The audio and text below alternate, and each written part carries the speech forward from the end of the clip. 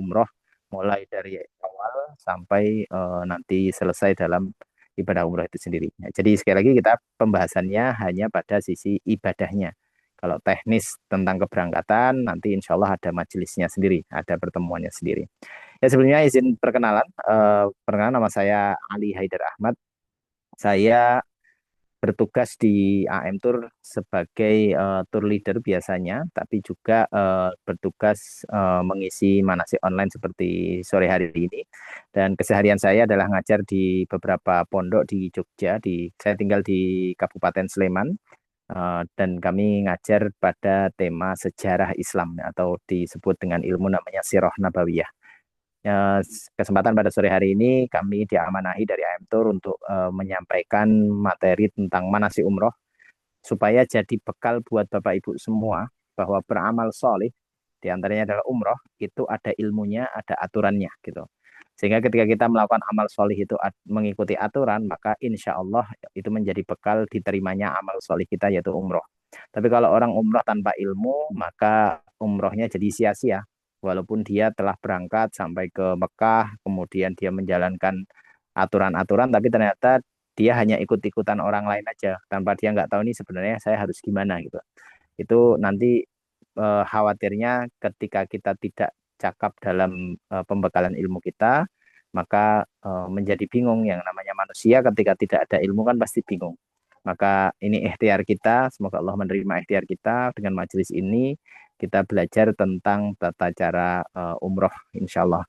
Nah, tata cara umroh itu disebut dalam hukum fikih atau ilmu fikih namanya manasik. Ya, jadi dari kata nusuk yang artinya ibadah. Jadi ini ada tata cara ibadah dan yang kita bahas insya Allah adalah manasik umroh. Nah, nanti Mbak Feby akan membagi filenya di kesempatan sore hari ini. Nanti kita simak bersama bagaimana urutan belajar umroh atau urutan ibadah umroh untuk kita sama-sama ada panduannya. Ya, mari kita mulai dengan mengucap basmalah bersama-sama. Bismillahirrahmanirrahim. Semoga dengan mengawali kalimat menghadirkan Allah yaitu Bismillah maka jadi kebaikan buat kita semua insya Allah ya. Awalnya kita mulai dulu dari dalil ya. Jadi ada dalilnya. Ibadah harus ada dalilnya dan dalil itu Allah abadikan di dalam penggalan ayat di surat Al-Baqarah pada ayat 196 yaitu ketika Allah berfirman wa atimul hajjata wal umrata lillah wa atimul hajjah wal umrata lillah dan sempurnakanlah ibadah haji dan umroh lillah. Lillah di sini berarti hanya untuk Allah. Kita berangkat umroh bukan untuk dipuji manusia, bukan untuk mendapatkan respon dari netizen gitu. Kita umroh tujuannya adalah untuk menyenangkan Allah. Maka itu dalilnya di antara kenapa harus umroh, mana dalilnya? Ini dalilnya. Surat Al-Baqarah ayat 196. Lalu berikutnya adalah apa sih artinya umroh? Umroh itu pengertiannya apa sih? Gitu. Umroh itu menurut bahasa, dalam ilmu bahasa, artinya berkunjung. Berkunjung yang tujuannya untuk memakmurkan. Mana yang dimakmurkan adalah Baitullah. Maka secara bahasa artinya berkunjung, secara definisi lengkapnya adalah berkunjung ke Baitullah di kota Mekah, karena Ka'bah ada di Mekah, dalam keadaan berikhram. Ya, nanti kita akan bahas sebenarnya ihram itu apa gitu. Tapi sekali lagi pengertian secara istilah umroh adalah kita datang ke Mekah, di sana nanti ada masjid namanya Masjidil Haram atau kita sering menyebutnya Ka'bah. Kemudian kita melakukan satu ibadah yang ibadah itu ada aturannya dan datangnya dalam keadaan berihram. Berihram yaitu memakai pakaian yang sudah ditentukan dan di situ nanti ada beberapa larangan-larangan, ada aturan-aturannya sehingga itulah disebut dengan berumroh atau berkunjung tujuannya untuk memakmurkan Masjidil Haram dan dengan aturan-aturan yang telah ditentukan yang disebut dengan manasik.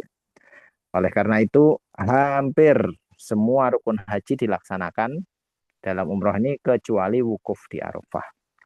Maka umroh ini disebut dengan haji kecil. Jadi ini umroh itu haji.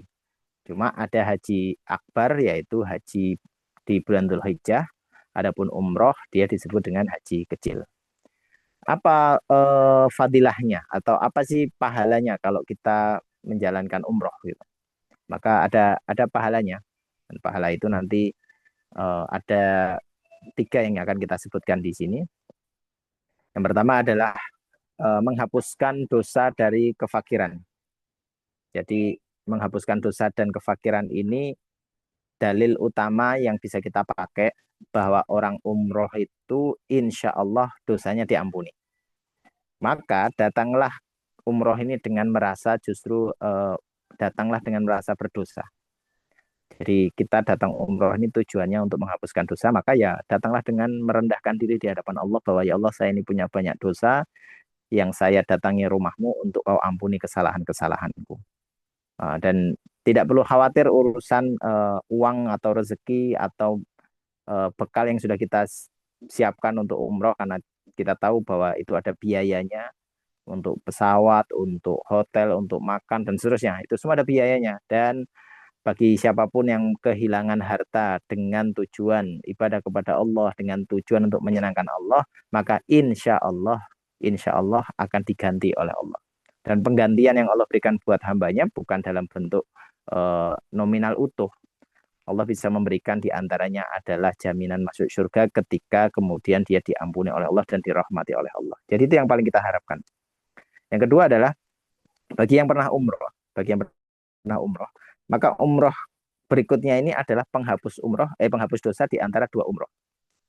Jadi ketika seseorang berangkat umroh, udah pernah umroh, kemudian dia berangkat lagi, maka dari ketika dia umroh dahulu itu dengan dia umroh berikutnya, maka Allah hapuskan dosanya. Nah, itu ketika Nabi bersabda antara umroh yang satu dengan umroh lainnya itu akan menghapuskan dosa di antara keduanya. Dan haji mabrur atau umroh kita ini tidak ada balasannya kecuali surga. Jadi Allah memberikan jaminan kepada kita barang siapa yang berangkat umroh dengan tujuan fadilah-fadilah ini, maka insya Allah akan diberikan pahala berupa surga. Yang ketiga, ini khusus untuk perempuan kalau ini, yaitu punya pahala besar dengan level jihad. Jadi umroh itu untuk perempuan itu seperti pahalanya seperti jihad. Jihad kalau di masa kenabian, di masa sirah, ya perang, memang perang. Itu jihad tuh. Jadi jihad itu bentuknya peperangan dengan pedang, dengan perisai, dan itu dilakukan oleh laki-laki. Adapun umroh untuk perempuan pahalanya sama seperti jihad tadi. Ibunda Aisyah radhiyallahu anha sebagai istri Rasul pernah bertanya, ya Rasulullah, apakah wanita juga wajib berjihad? Ada nggak jihad untuk perempuan? Kata Rasul, iya ada. Dia wajib berjihad, tapi di dalamnya tidak ada peperangan. Itu pahala untuk perempuan yang umroh, pahalanya seperti jihad, yaitu dengan haji dan umroh. Jadi Ibunda Aisyah pernah bertanya, ya Rasulullah, kalau perempuan itu wajib jihad nggak sih? Wajib ada peperangan seperti laki-laki itu nggak gitu. Kata Rasul ada, tapi nggak ada peperangannya. Dan itu adalah perjalanan haji dan umroh. Itu khusus untuk perempuan. Kalau pahala ini khusus untuk perempuan. Kita lihat bagaimana Islam sangat memuliakan perempuan. Perempuan punya banyak kesempatan untuk bisa mulia dengan amal-amal yang bahkan itu hanya untuk perempuan, laki-laki nggak bisa. Kita tahu bahwa perempuan kalau lagi datang bulan, maka pahala sholatnya yang biasa dia lakukan, itu tetap Allah berikan. Jadi perempuan itu libur sholat saja, itu sama Allah dikasih pahala sholat, karena dia terbiasa sholat. Jadi rugi kalau perempuan nggak mau sholat, gitu ya. Berikutnya, ini fadilah berikutnya, yaitu mendapatkan pahala sholat yang dilipat gandakan oleh Allah. Untuk di Masjidil Haram, itu jumlahnya 100.000 kali lipat dibanding kita sholat di kampung kita, masjid di kampung kita ini pahalanya memang berjamaah di masjid lebih besar ya, tapi di Masjidil Haram bahkan dikali lipat 100.000 kali lipat. Adapun di Masjid Nabawi itu 1.000 kali lipat dibanding masjid di kampung kita.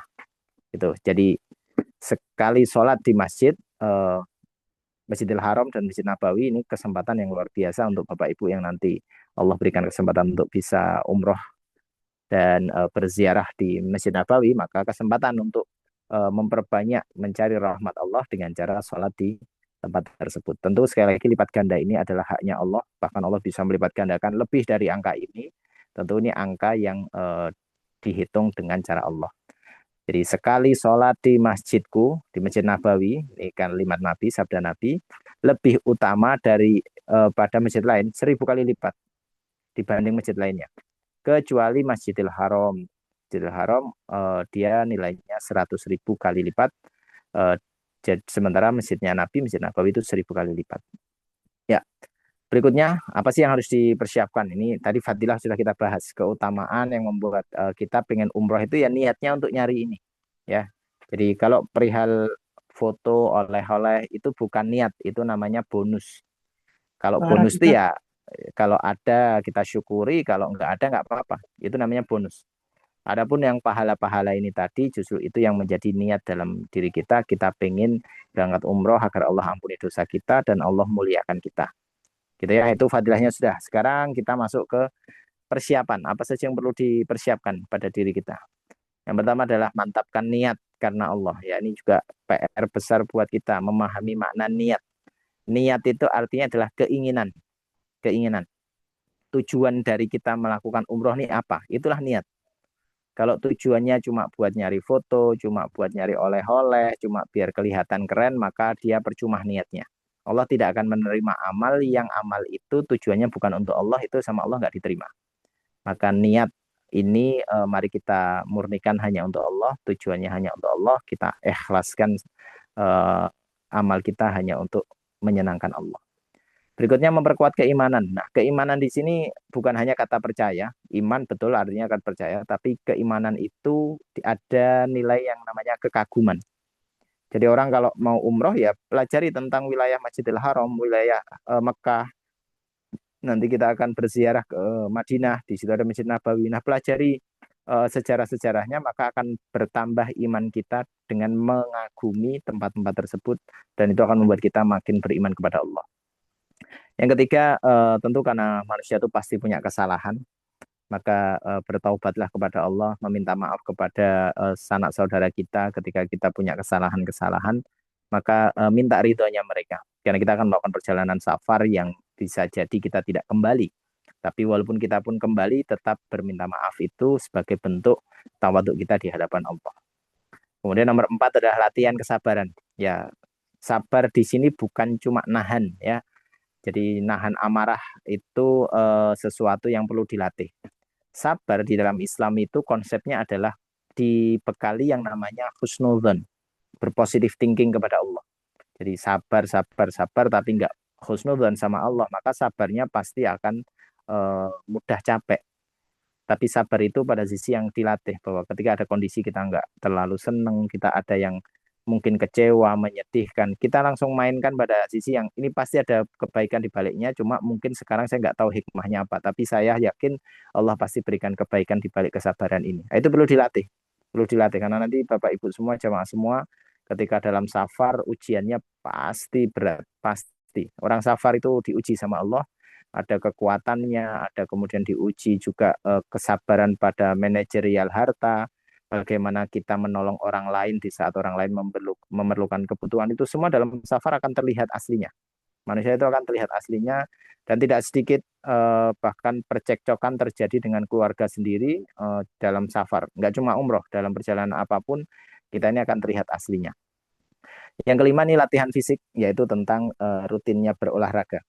Jadi Bapak Ibu, karena nanti jamaah semua akan melakukan jalan kaki mulai dari hotel ke Masjidil Haram, dari tawafnya, kemudian sa'inya, masih balik lagi ke hotel, dan itu nanti Bapak Ibu akan bolak-balik ke masjid, ke hotel, ke masjid. Nah, ini kan semua jalan kaki. Maka perlu latihan dari sekarang. Kalau umpama datang ke warung, latihan jalan kaki. Bahkan tidak sedikit sekarang teman-teman sudah mulai jogging dan seterusnya, itu sesuatu yang baik untuk dilatih pada fisik kita. Gitu ya, itu persiapannya. Berikutnya syarat umroh wajib bagi seseorang itu, dia kalau mau umroh ya 5 ini harus ada pada dirinya. Dia muslim, dia balik, sudah mencapai usia balik, akalnya sehat, kondisi merdeka ini artinya dia bukan budak, Yang kelima, dia punya kemampuan. Mampu di sini bukan hanya urusan harta, tapi juga pada sisi kesehatan, bahkan termasuk ilmu. Itu. Kemudian ini berikutnya adalah eh, hal-hal yang disunahkan. Mohon diperhatikan di poin ini adalah hal-hal yang disunahkan sebelum umroh, bukan pada saat sudah menggunakan kain ihram. Jadi sebelum umroh. Ini sunnahnya diantaranya memotong kuku, memotong rambut. Rambut di sini berarti dirapikan dan seterusnya. Yang ke berikutnya disunahkan mandi, kemudian bahkan keramas, membersihkan badan kita, pakai parfum. Khususnya laki-laki disunahkan untuk menggunakan parfum wangi-wangian. Eh, Kemudian nanti kita dianjurkan sholat 2 rakaat di tempat namanya mikot. Nanti kita jelaskan mikot itu apa, insya Allah nanti kita bahas ya. Berikutnya, ini tata cara sholat ihram. Jadi ketika Bapak Ibu nanti sudah di tempat mikot, di situ ada tata cara sholat ihram. Memulai niat di mikot, tempat kita memulai umroh, ada sunnah untuk sholat 2 rakaat. Sholat 2 rakaat yang pertama membaca surat Al-Fatihah ya, membaca surat Al-Kafirun, dan rakaat kedua membaca surat Al-Ikhlas. Ini ada sejarahnya. Kenapa membaca surat Al-Kafirun dan Al-Ikhlas? Ini karena Rasul dulu waktu umroh itu dilihat atau disaksikan oleh orang-orang kafir Quraisy, dan beliau membaca surat Al-Kafirun untuk kemudian menegaskan kepada orang-orang kafir bahwa Allah tidak ridho dengan kekafiran kalian, gitu. Dan surat Al-Ikhlas adalah surat yang menunjukkan para muslimin itu umrohnya ya tujuannya ikhlas untuk Allah, tidak untuk tujuan dipuji oleh makhluk dan seterusnya. Ya, lanjut. Berikutnya ada wajib umroh. Ini harus dilakukan, yaitu membaca niat atau berniat di tempat yang disebut dengan mikot. Mikot ini adalah tempat awal pelaksanaan umroh. Jadi kalau Bapak Ibu keluar dari rumah untuk berangkat umroh itu dalam artian perjalanan umrohnya, belum ibadah umroh. Nanti ibadah umroh itu dimulainya di tempat namanya mikot.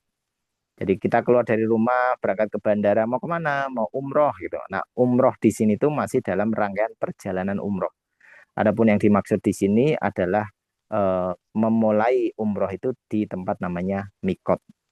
Dan di situ nanti ada larangan-larangannya. Yang tadi bahkan sempat dianjurkan setelah di mikot, membaca niat, bahkan sholat ihram tadi, maka larangan-larangan itu berlaku. Salah satu yang ibaratnya ketika ada yang dilanggar, jadi ada beberapa nanti aturan yang dilanggar, maka dia wajib membayar yang namanya kafarot. Kafarot. Jadi kafarot ini kalau sampai lupa, dia harus membayar kafarot, dan kafarotnya paling besar adalah memotong seekor kambing. Oke, ya. Jadi umrohnya sah, tapi dia harus membayar yang namanya kafarot. Ini tujuannya adalah untuk melepaskan dari kelalaian yang sudah dia lakukan ketika dia sudah berihram. Ya, berikutnya ini niat umroh. Ya, ya, niat umroh ini dilakukan di tempat yang tadi kami sebut dengan istilahnya mikot. Mikot artinya tempat dimulainya ibadah umroh. Nah, ada beberapa tempat buat Bapak Ibu nanti umpamanya jadwalnya adalah Madinah dulu, biasanya mikotnya di tempat namanya Bir Ali. Kalau Bapak Ibu umpamanya berangkat dari Indonesia, dari Jakarta langsung ke Mekah, maka biasanya mikot akan dilakukan di atas pesawat di tempat ketika melewati tempat namanya Yalamlam. Walaupun fatwa MUI sekarang setahu saya diperbolehkan mikot dimulai dari bandara di Jeddah. Itu nanti Bapak Ibu tinggal mengikuti instruksi dari AM Tour, tergantung jadwal rute Bapak Ibu Mekah dulu atau Madinah dulu nanti disesuaikan. Itu namanya mikot ya. Kemudian lafat atau apa sih yang dibaca gitu. Apa sih yang dibaca ketika niat? Sebenarnya niat itu memang lebih intinya ada di dalam hati kita. Tapi ketika perlu dibacakan untuk menguatkan, maka sebaiknya dibaca untuk menguatkan. Gampangnya adalah cukup mengucapkan kalimat labbaik Allahumma umroh. Itu Singkatnya begitu. Nanti ada lagi yang di bawahnya itu ada nawaitul umroh dan seterusnya. Jadi lafat itu tidak harus sebenarnya, tapi untuk memantapkan maka sebaiknya diucapkan. Kapan mengucapkannya? Nanti kalau Bapak Ibu sudah sholat ihram, habis itu kembali ke base untuk melakukan perjalanan, maka nanti pihak mutawif alias amir safar kita itu pembimbing kita dalam umroh ini akan mengajarkan, diajarkan, dibacakan bersama-sama. Sekali lagi tujuannya untuk meyakinkan dengan lafaz, tapi di hati kita diniatkan bahwa umroh ini untuk menyenangkan Allah. Udah itu aja, gitu ya. Ada beberapa kondisi jika khawatir tidak dapat menyelesaikan umroh. Jadi ada beberapa kondisi yang mungkin umpamanya perempuan sudah ngerasakan sini sudah mikot nih, udah mikot, tapi kok kayaknya saya bisa jadi ini halangan ini, ada bisa jadi keluar darah habis ini. Atau orang pas sudah dalam perjalanan dari Indonesia sehat sebenarnya, tapi nyampe di sana ternyata mulai gejala sakit umpamanya, maka dia dianjurkan untuk mengucapkan kalimat yang fungsinya adalah untuk memantapkan di mana nanti terhentinya umroh, disitulah saya bertahalul. Tahalul itu artinya memotong rambut yang fungsinya adalah menyelesaikan umroh. Maka bagi teman-teman yang mungkin merasakan ada kemungkinan tidak bisa menyelesaikan umroh, maka ditambahkan di bacaan niat tadi dengan kalimat Allahumma mahili haitsu habatsani. Ya Allah, tempat tahalulku di mana saja engkau menahanku. Jadi misalkan begini, eh, seorang wanita sudah baca niat dari Bir Ali dari Mikot umpamanya sudah baca niat sampai di Mekah sudah lagi mau tawaf ini tiba-tiba datang bulan, maka di situ dia sudah selesai umrohnya dengan ucapan kalimat ini. Dan ini terjadi di masa Nabi dan para sahabat ketika mereka hendak menjalankan umroh tapi dihalangi kafir Quraisy dan mereka tidak diizinkan umroh kecuali ditunda tahun depan. Sehingga Nabi tetap menjalankan rangkaian umroh yaitu tahallul. Walaupun Nabi tidak masuk ke Masjidil Haram saat itu.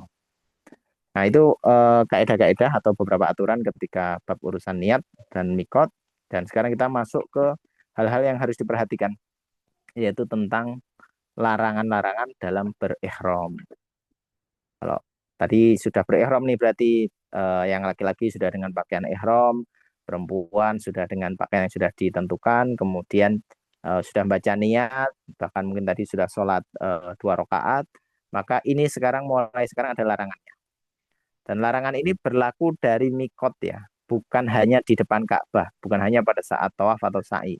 Larangan ini berlaku sejak Bapak Ibu membaca niat ihram tadi, yaitu di antaranya adalah tidak boleh memotong kuku, memotong rambut, atau menggaruk kulit sampai terkelupas. Artinya hal-hal yang tadinya justru diperbolehkan gara-gara ihram ini berarti sekarang sudah mulai tidak boleh. Tidak boleh bantah-bantahan. Jadi bicara tentang ilmu agama umpamanya dalam perjalanan kemudian debat atau ngomongin politik di negeri kita akhirnya terjadi perdebatan, itu larangan, itu tidak boleh. Jadi sudah kita ini mau umroh, mau menghadap Allah, mau perjalanan untuk membawa dosa kita agar Allah kemudian mengampuni kita, sudah tujuannya itu aja. Jadi tidak boleh ada obrolan yang menjurus pada pornografi, kalimat kasar, hindari itu. Kemudian berikutnya juga tidak diperbolehkan menggunakan parfum. Kalau tadi pas sebelum ihram itu justru disunahkan. Tapi ketika sudah menggunakan ihram, sudah membaca niat, maka sejak itu tidak boleh menggunakan parfum. Termasuk nanti cuci tangan dengan sabun, hand sanitizer, kemudian make up, itu sudah tidak diperbolehkan. Adapun yang suami istri sudah tidak boleh lagi bermesraan. Jadi gandengan, ibaratnya tidur di dalam pelukan, di bus misalkan tidak, jangan dilakukan. Itu bisa mengganggu pada urusan niat seseorang dalam ihram. Berikutnya tidak diperbolehkan menikah atau menikahkan. Jadi orang kalau sudah dalam pakaian ihram dengan niat sudah berihram maka tidak boleh menikah atau menikahkan putrinya. Tidak diperbolehkan. Juga tidak boleh memburu dan membunuh binatang. Itu tidak diperbolehkan. Selanjutnya tidak boleh suami istri ini tidak boleh sampai berjima berhubungan badan. Misal umpama kita mau dari Mikot menuju ke Mekah itu masuk dulu ke penginapan biasanya. Misalkan udah nyampe Mekah, kita masuk ke penginapan, suami istri umpamanya satu kamar, kemudian dia jima, maka dia telah melakukan larangan dalam berihram dan harus membayar kafarat. Kemudian juga tidak boleh me- merusak pepohonan. Jadi memotong, mencabut itu tidak diperbolehkan. Yang akhwat juga ibu-ibu, mbak-mbak tidak boleh yang namanya memakai make up. Jadi kalau sudah sekali lagi sudah mikot, di situ udah bedak luntur, lipstik luntur, ya udah biarin aja. Nggak apa-apa, kita mau menghadap Allah. Jadi manusia mau menilai kita saat apapun nggak ada urusan dengan kita. Ya, kita mau ihram, kita mau umroh dan telah berihram, maka aturan ini berlaku. Laki-laki tidak boleh menggunakan peci, topi, peci, sorban untuk menutup kepalanya itu tidak diperbolehkan. Sekali lagi, bukan hanya di depan Ka'bah, tapi dari awal ketika sudah mikot, maka ini tidak diperbolehkan.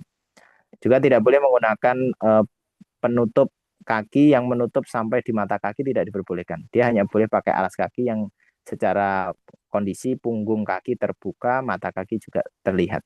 Itu untuk laki-laki. Adapun untuk perempuan, dia boleh pakai kaos kaki, itu boleh. Tapi dia tidak boleh menutupi bagian tangan dan wajahnya. Jadi masker, cadar ketika berihram tidak boleh digunakan. Itu untuk perempuan. Ya, kita masuk ke inti dari urutan umroh. Manasik umroh itu intinya di sini. Intinya adalah poin ini. Yaitu ada 5 rukun umroh. Yang pertama adalah berihram yang disertai niat. Tadi sudah kita sampaikan. Niat dibacakan di tempat namanya mikot tadi. Setelah itu perjalanan berangkat menuju Masjidil Haram, sampai di Masjidil Haram di depan Ka'bah kita tawaf. Kita tawaf yaitu mengelilingi Ka'bah. Nanti kita jelaskan satu persatu insya Allah. Mengelilingi Ka'bah. Setelah selesai mengelilingi Ka'bah, berikutnya adalah sa'i. Sa'i itu lari kecil atau berjalan cepat dari Bukit Sofa ke Bukit Marwah sebanyak 7 kali. Selesai dari sa'i, maka berikutnya adalah tahallul. Tahlul yaitu memotong sebagian rambut atau menggundul seluruh kepala bagi laki-laki, dan dengan kondisi sudah dilakukannya tahalul berarti aturan ihram sudah selesai. Berarti manasik umroh sudah selesai, dan ini semua harus dilakukan secara berurut, tidak boleh kehilangan satupun. Harus berurut, harus sesuai dengan urutan.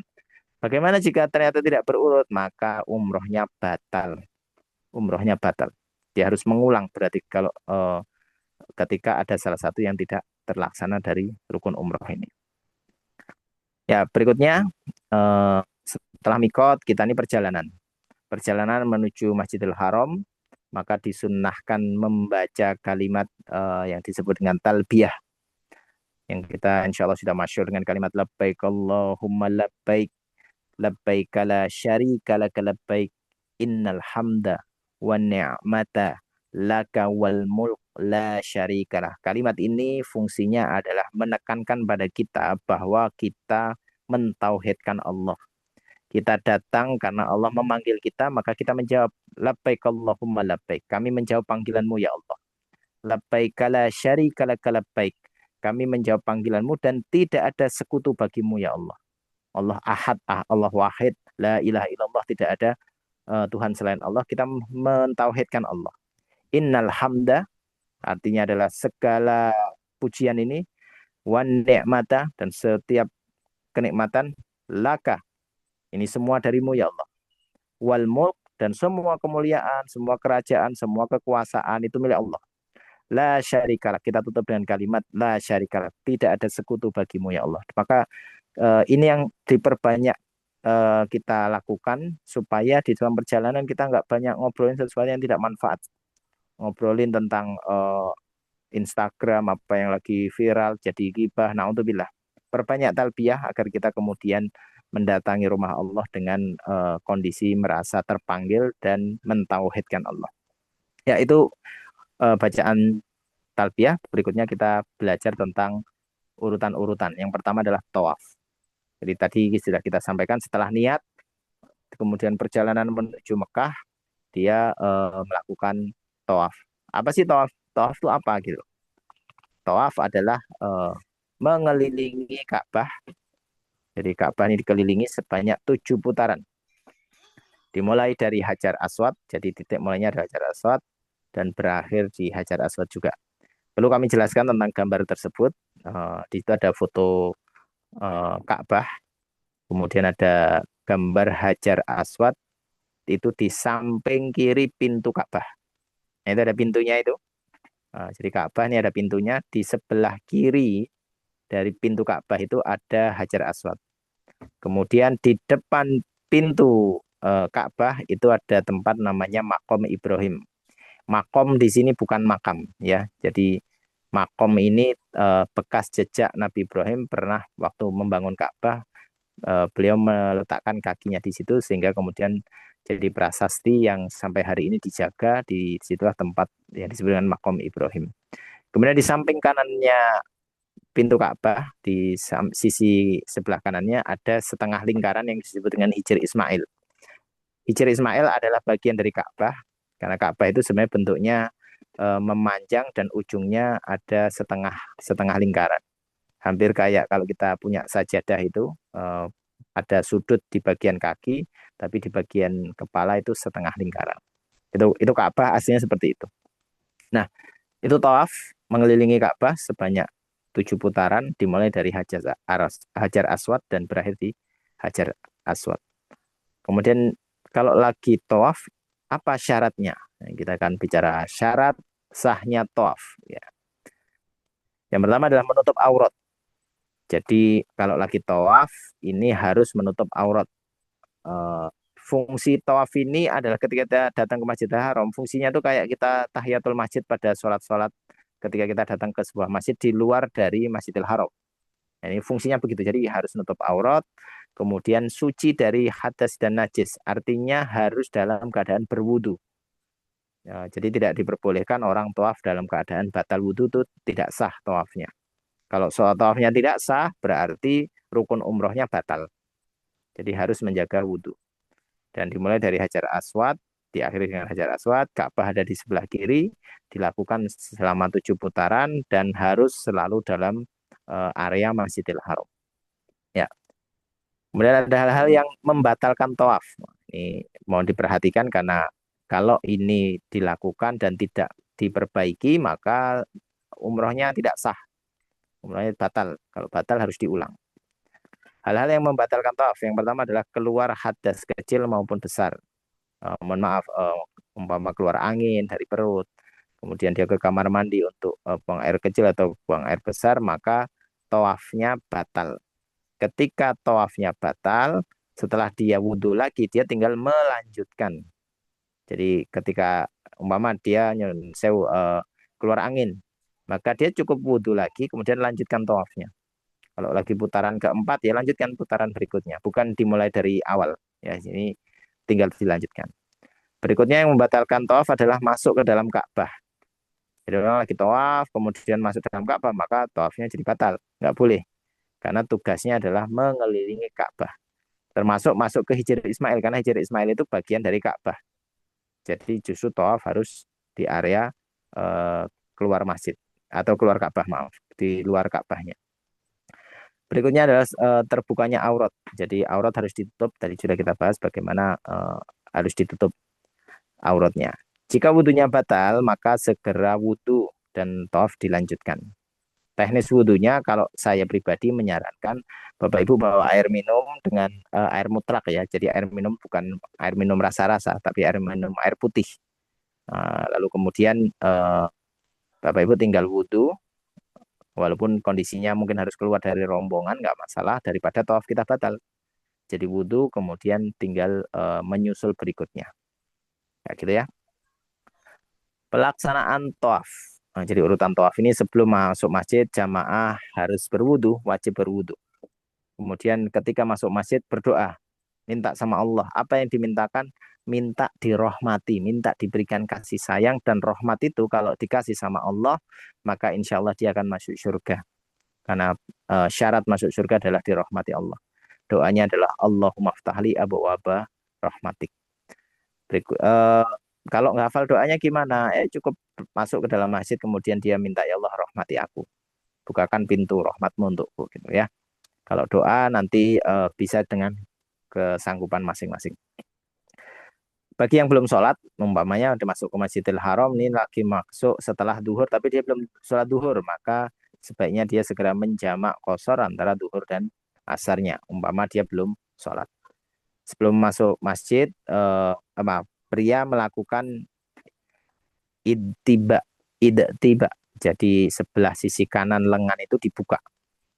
Itu bukan aurat, justru dibuka karena itu dulu dalam sejarahnya Rasul melakukan itu untuk eh, menepis isu yang dimunculkan oleh orang-orang kafir Quraisy pada saat itu, yaitu menuduh rombongan muslimin itu dalam keadaan sakit. Maka Rasul menunjukkan bagian bahu kanannya, laki-laki diminta untuk membuka bahu kanannya agar kemudian menunjukkan kita kuat, dan itu ada bagian dari sunnah Nabi untuk kemudian diikuti sampai hari ini. Kemudian berjalan menuju area yang lurus dengan Hajar Aswad. Jadi karena dimulainya dari Hajar Aswad, maka kemudian ikuti dari Hajar Aswad, dan ketemu Hajar Aswad berarti satu putaran. Nah, ketika ketemu Hajar Aswad, maka mulailah dengan tawaf ini dengan melambaikan tangan. Jadi, tangan kanan sebagai isyarat diarahkan ke Hajar Aswad.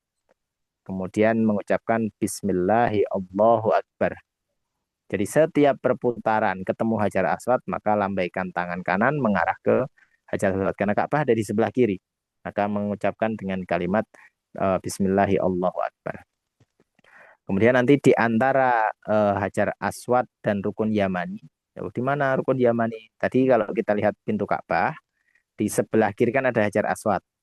Nah, Hajar Aswad sampai ke pojokan yang sisi sebelah kirinya Ka'bah itu namanya Rukun Yamani. Jadi itu sudut yang menuju ke wilayah namanya Yaman, disebut dengan Rukun Yamani.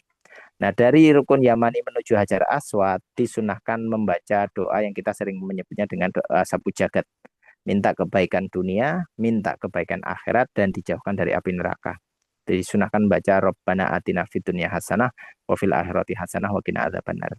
Berarti sepanjang tawaf, Bapak Ibu itu tidak ada ketentuan harus berzikir doa tertentu, itu tidak ada, kecuali doa ini tadi, doa sapu jagat. Jadi mulai dari Hajar Aswad, kemudian di depan pintu Ka'bah, kemudian Hijr Ismail setengah lingkaran itu, sampai di belakangnya, sampai di titik itu, Bapak Ibu tidak disunahkan ada zikir-zikir tertentu, tidak.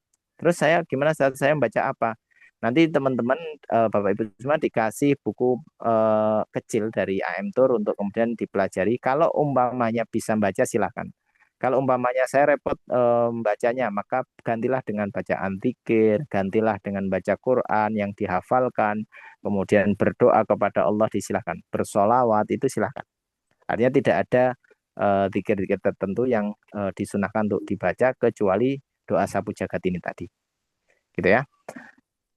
Apabila sudah lupa berapa putaran, maka ambillah putaran terkecil. Umpamanya sudah keliling nih, keliling, keliling, keliling, keliling, terus lupa nih, aduh putaran berapa ya tadi, yang 3 atau 4 ya, maka ambillah yang terkecil.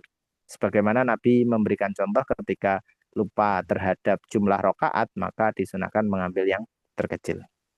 Itu setelah 7 putaran sudah dijalankan, berarti sekarang sudah selesai berarti tawafnya. Nah, kemudian menuju makom Ibrahim untuk sholat 2 rakaat, dan sholat ini yang kemudian disunahkan seperti waktu sholat apa tadi, waktu di mikot ya, sholat 2 rakaat sholat ihram. Sholat ihram tadi kan baca surat Al-Fatihah dan surat Al-Kafirun, kemudian rakaat kedua baca surat Al-Fatihah dan surat Al-Ikhlas. Ini kembali lagi punya nilai untuk syiar bahwa kami bukan golongan orang kafir, dan kami melakukan ibadah ini ikhlas untuk Allah, murni hanya untuk Allah. Nah, itu berarti rangkaian tawaf sudah selesai. Dan kemudian berikutnya adalah sa'i. Ketika seseorang ya, seseorang sudah selesai tawaf, maka berikutnya dia sa'i.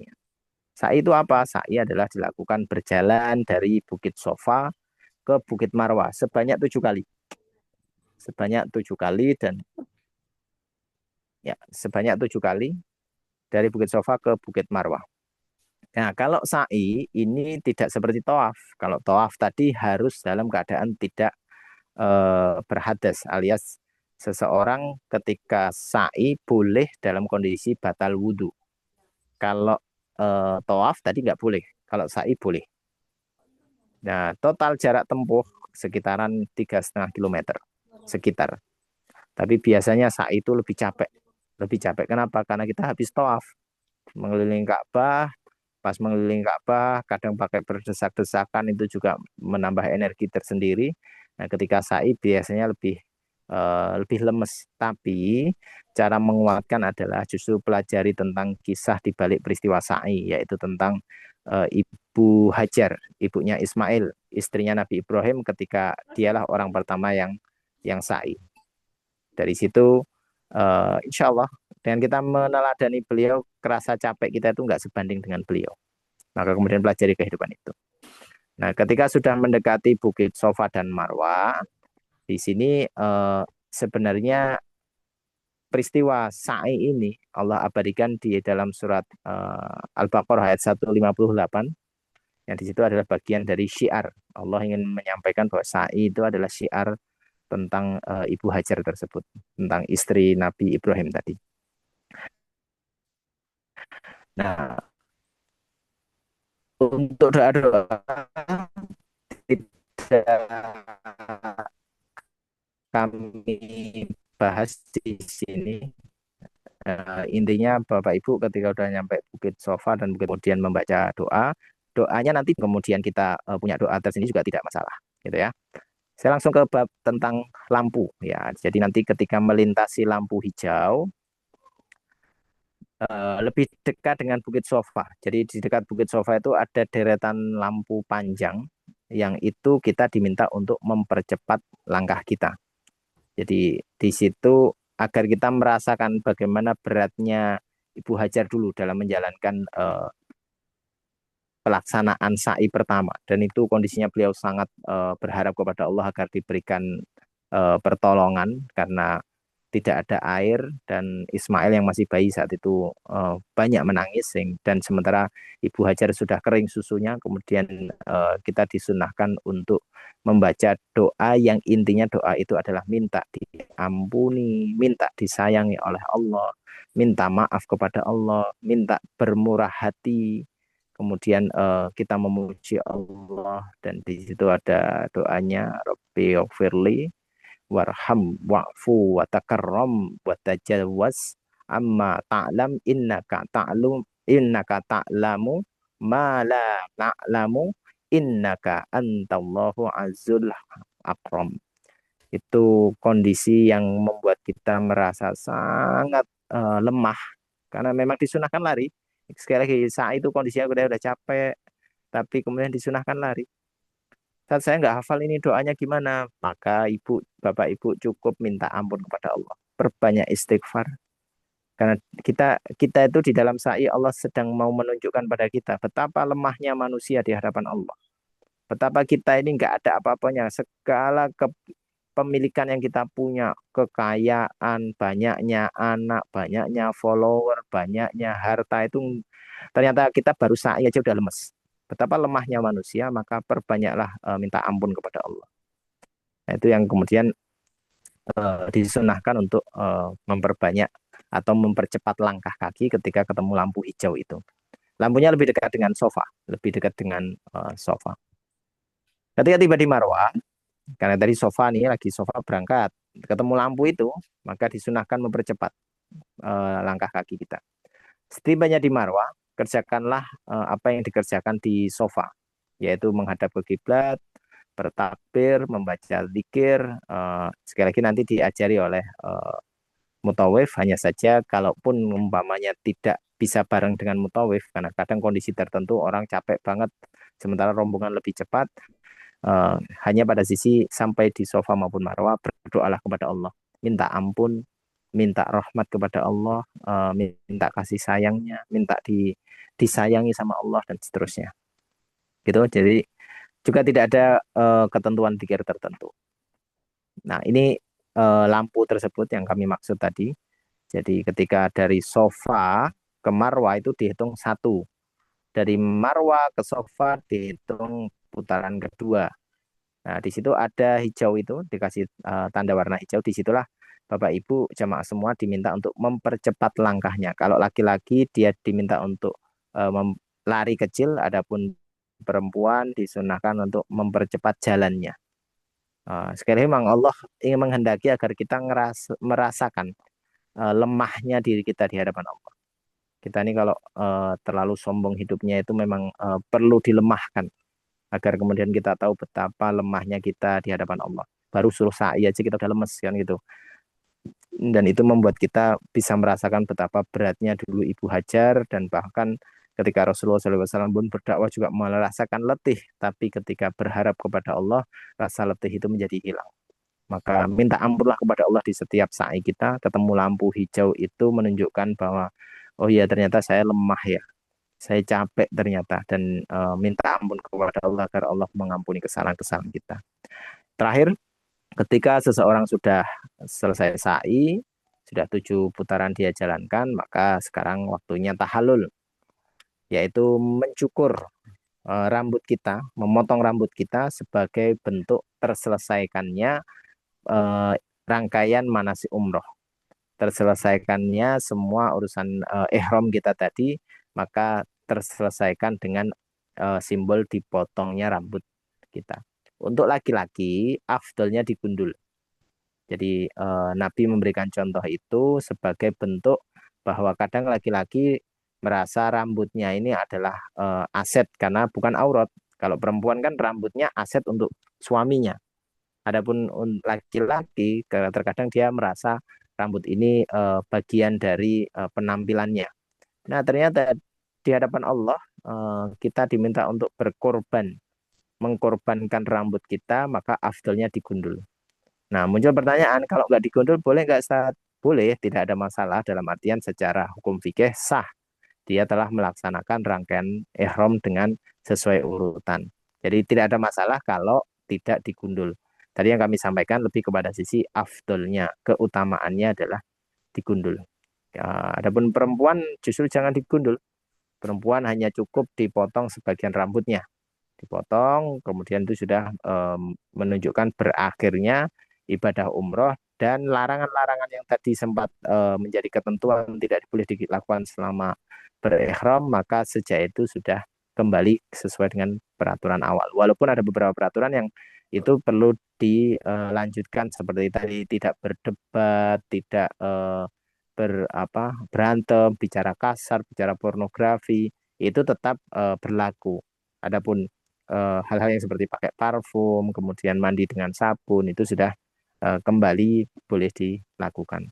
Kalau sudah tahalus selesai, berarti sudah keluar dari masjid. Maka keluar dari masjid, kalau tadi pas masuk masjid minta dibukakan rahmat, maka kalau sekarang minta diberi karunia Allah. Apa saja, terserah Allah. Allah mau kasihnya apa terserah.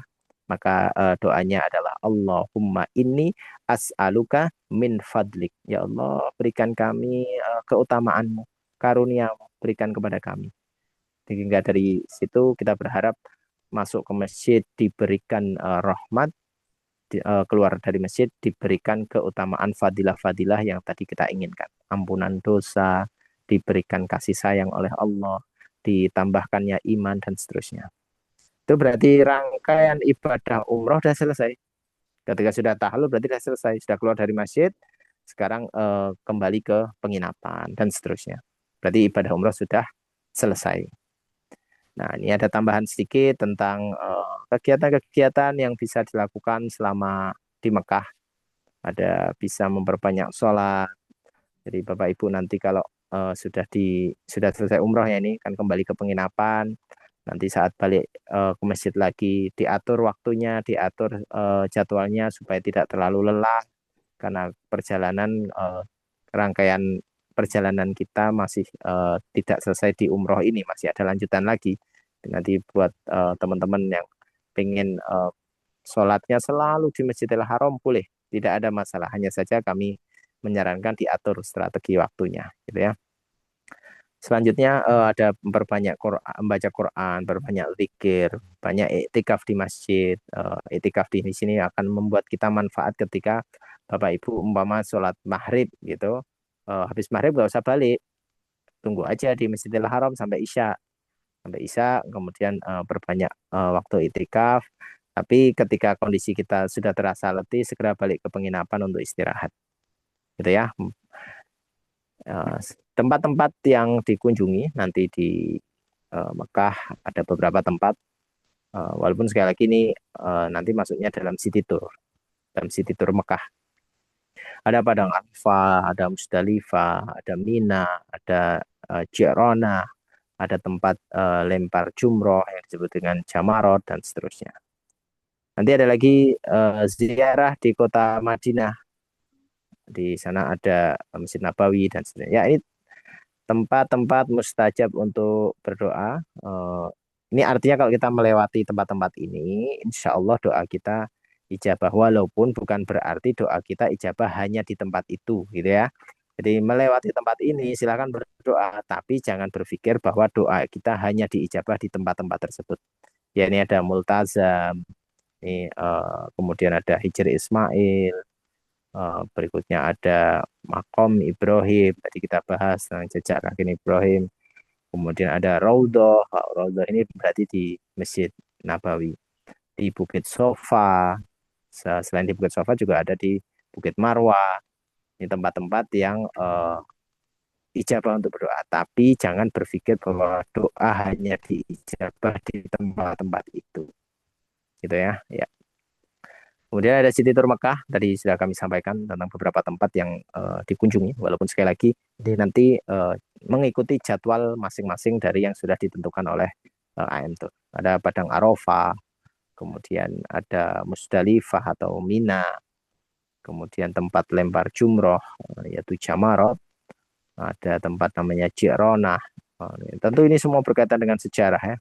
Ada Jabal Thur, ini Jabal Nabi tempat hijrah. Nanti ada Jabal Rahmah. Ini semua punya sejarah-sejarah. Ada Masjid Namiroh yang sebaiknya memang jamaah semua mempelajari sejarah-sejarah itu untuk nambah iman tadi ya. City Tour Madinah. Apa saja sih yang bisa dikunjungi di Madinah? Di antaranya ada kebun kurma. Bapak Ibu jamaah bisa melihat berbagai jenis kurma. Nah, beda-beda ternyata. Rasanya pun juga variasi. Kemudian ada Masjid Kuba. Ini masjid pertama yang dibangun ketika Nabi masuk ke Madinah. Masjid ada Homama, masjid yang di sekitar Masjid Nabawi ada beberapa masjid ya. Ini ada Masjid Kiblatain, masjid tempat di mana kiblat sempat terjadi perpindahan dari Masjidil Aqsa ke Masjidil Haram. Ada Jabal Uhud, peristiwa yang luar biasa yang membuat muslimin belajar banyak di situ ya. Kemudian ada tips nyaman beribadah. Ini dalam rangkaian perjalanan sebaiknya menggunakan masker, tapi beda pada saat lagi ihram ya, untuk perempuan tidak diperbolehkan. Menggunakan, Bapak Ibu mulai pelajari tentang gimana sih pakai toilet di pesawat gitu. Dan karena pasti ada perbedaannya. Jangan lupa menggunakan ID card kemanapun dan kapanpun Bapak Ibu selama perjalanan umroh ini. Kenapa? Karena nanti Bapak Ibu paspornya ketika sudah keluar dari bandara sebaiknya dikumpulkan. Kenapa? Kita khawatir kalau ada yang terjatuh, ada yang hilang, maka kumpulkan kepada tour leader. Sebagai gantinya Bapak Ibu diberikan kartu. Jadi kartu dikalungkan gitu agar fungsinya adalah di situ nanti ada tentang nomornya tour leader, nomornya mutawif, guide-nya ya. Kemudian ada hotel di Mekah dan hotel di Madinah, kita nginepnya di mana itu, kartu itu sudah cukup mewakili. Jadi tidak perlu khawatir umpama seandainya Bapak Ibu eh, tidak tahu atau lupa jalan balik ke hotel umpamanya, maka cukup menunjukkan kartu itu kepada petugas yang ada di masjid, nanti insya Allah akan diarahkan atau tour leadernya akan dihubungi oleh pihak petugas. Tapi syaratnya tadi, kalau kemana-mana harus bawa ID card ya, jangan sampai ID card ini tidak dibawa. Kemudian jangan lupa janjian, kalau ada janjian hafalkan nomor pintunya ya, dihafalkan.